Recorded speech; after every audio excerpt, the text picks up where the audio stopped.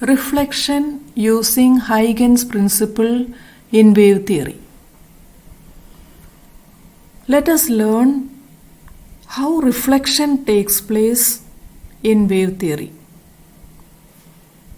In this diagram, Mn represents the plane reflecting surface over which a set of parallel waves are incident. PA and QBC represents two parallel waves out of n number of parallel waves falling on the surface at an angle of incidence I. So AB is the incident plane wavefront on the surface Mn. In the plane wavefront AB, wave at A just touched the reflecting surface, whereas the wave from Q has travelled till B.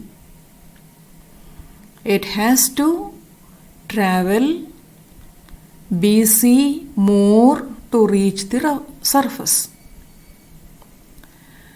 By the time the wave from B reaches C, the wave at A undergoes reflection and travels through a path AE, which is equal to BC. If C is the velocity of light, T is the time taken for the wave to travel from B to C, distance travelled BC equal to CT.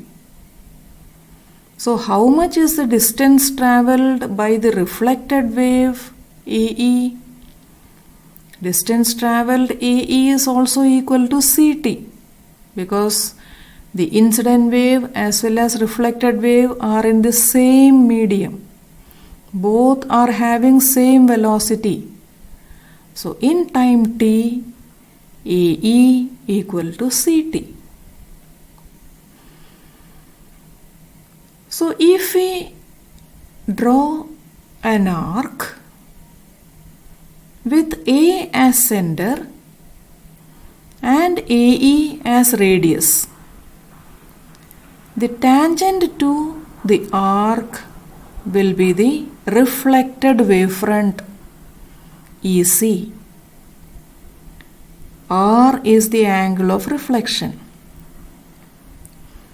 Now look at the triangles AEC and CBA. These two triangles are congruent. Side AC is common to both the triangles. Also, one of the side AE is equal to BC.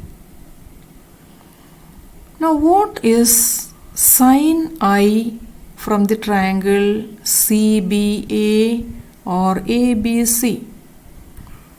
Sin I equal to opposite side by hypotenuse, BC by AC. From triangle AEC, what is sin R?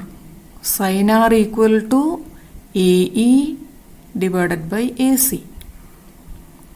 So sin I equal to BC by AC is equation number 1. Sin R equal to AE by AC, equation number 2. Divide equation 1 by 2. Sin I by sin R equal to BC by AE. AC get cancelled out.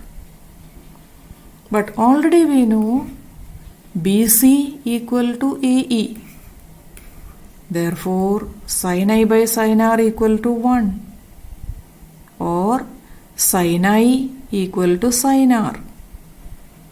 If the angles are smaller, then I equal to R angle of incidence equal to angle of reflection, which is the law of reflection.